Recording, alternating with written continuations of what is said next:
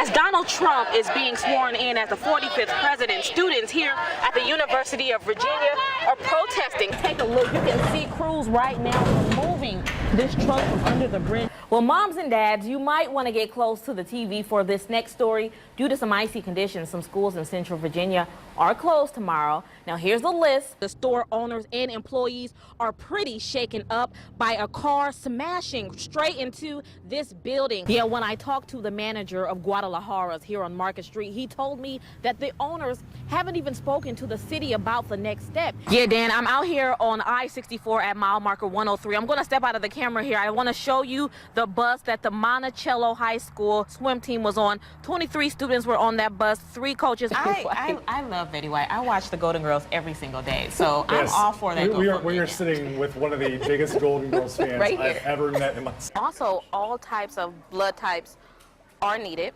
And if you cannot make it down here today, well, Tara and Sefe, the tension was so thick in this park that you can cut it with a knife. Now, our city leaders were here today to express their reasonings behind this statue being removed, and not everyone was happy. Now to some developing news out of Greene County. One person is dead tonight after their car flipped into a creek. Take a look at this video. It happened around noon on Pretty Creek Road. In the last hour, a lot of people have been coming here to the park. They're here to celebrate. These bikes are intense. And just like her cancer, every day, Janie kicks it right in the derriere. Well, guys, it's senior walk here at Carysbrook Elementary, and students are lined up so they can see high schoolers walk the hallway. In my hand is a letter from a company called Pure Environmental. They told me that they did an inspection inside of this apartment, and the regional manager told me what he found was disgusting. For Vincent Waldhauser, living inside his apartment is like living in a nightmare. Bed bugs have invaded his home, and he says the leasing company isn't doing enough to solve the problem. They're neglect to tell me that they're even inspecting anything. It's just wrong. Everything about it is wrong and disgusting and immoral. And it looks like they're going all the way down there now. We first aired his story on Thursday when he found himself covered in these red, itchy bug bites. All the way up my back. Vincent hired a company called Pure Environmental to do a bed bug inspection. They said the colony is at least 2 months old, and they recommend the entire property be inspected for bed bugs. On Saturday, Interstate came to the unit to do a heat treatment, but Vincent fears the bugs will come back and that the apartment managers have become unresponsive. Erica Allen's not doing her job. She assures me that she tagged my door, but I've asked several other people in the apartment complex if they got notices, and they said they hadn't as well. So we took a trip to Real Property Inc. off Rose Hill Drive to see what the leasing office had to say about all this. And this is what they told me. Any of the people that would have anything to say about it are not in the office at the moment, so. Okay. Would you like to leave a message? Yeah. So far, no one has called me back. And for now, Vincent says he plans to get a lawyer.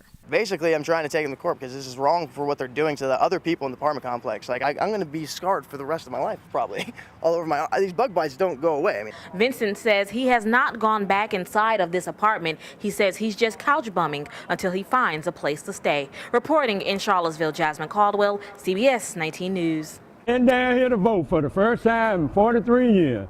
It's a joy that can't be explained. I never thought I'd be making this journey. A journey that Nathaniel Bryant has been waiting on for over 4 decades. It's been a long time, you know. Before he was an adult, Bryant was already a felon. I made some mistakes, you know, when I was young, hanging out. At 17, the Charlottesville native was arrested for breaking and entering. He had to serve 3 years in the penitentiary, and in December of 1975, he went back, this time for robbery. And I knew the consequences, you know. Old habits took control a few years later, and he went to prison once again for breaking and entering. And I was facing 20 to life, and they gave me 20 years, and I did 10 of that, and I got out in 1985, and I never looked back. He only looked forward and decided to clean up his act. And I made a promise to myself that I was going to get my rights back. And that he did. And once I get in there, you know, I'm going to ask somebody I'm going to need a little help, you know, because I never did it before. Nathaniel Bryant has been fighting for his rights since the early 90s. He told me that all he wants is for his voice to be heard. And when he walks out of those doors in just a few minutes, all that will change. I did it. In April, Governor Terry McAuliffe signed an executive order restoring the rights of more than 200,000 convicted felons. Those who had served their time and completed probation or parole now have the right to vote, run for office, and even serve on a jury. But Republicans overturned that ruling, saying McAuliffe could only restore those rights individually. And that's what the governor did. He restored the rights of 13,000 felons. Bryant was one of them. And I got to crying. He said, "You all right?" I said, "Yeah, but it just took so long, 43 years." And I wasn't giving up, I was going to get them, and just thankfully, it worked. It makes me feel so good knowing that I got good people in my corner. Admitting that he was a little scared, but glad that his voice is no longer silenced. Felt great after 43 years, I never thought I would get to this point, but I made it. The proud new voter says he didn't go through this fight alone. He had help from his lawyer and the support from his family and from his daughter, who is now watching from above. And she said, "Dad, you keep doing what you're doing, you will get them back." And I said, "I know it." And I told her, I said, "I just hope you be around," because she had got real sick, And it took a lot out of me, but I held on. In the last few days, the issue behind removing the Robert E. Lee Monument has grown tremendously. Anytime somebody finds something offensive, it's opportunity to have it removed from society. City Council members Wes Bellamy and Kristen Sakos fully support the idea of removing the statue as well as renaming Lee Park. History that we honor through statues and memorials needs to be a history that speaks for what we believe in. And in this case, these statues don't. We unified this country. Some say removing the statue is removing history, but Charlottesville's vice mayor feels differently. Charlottesville is a city that has a great deal of history.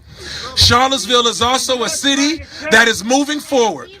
And as we move forward, in my position, civil rights, as well as the opportunity to make everyone feel included, trumps history. Many supporters felt the discussion was one-sided because they didn't get the chance to speak. Wes Bellamy, are you going to allow an opposing point of view? This was a rigged job.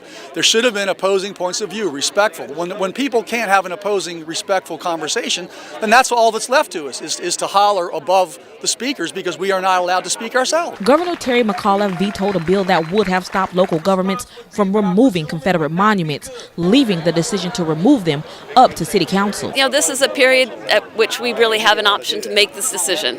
State law is now clearer than it had been, and so people have really been calling on us to make a decision.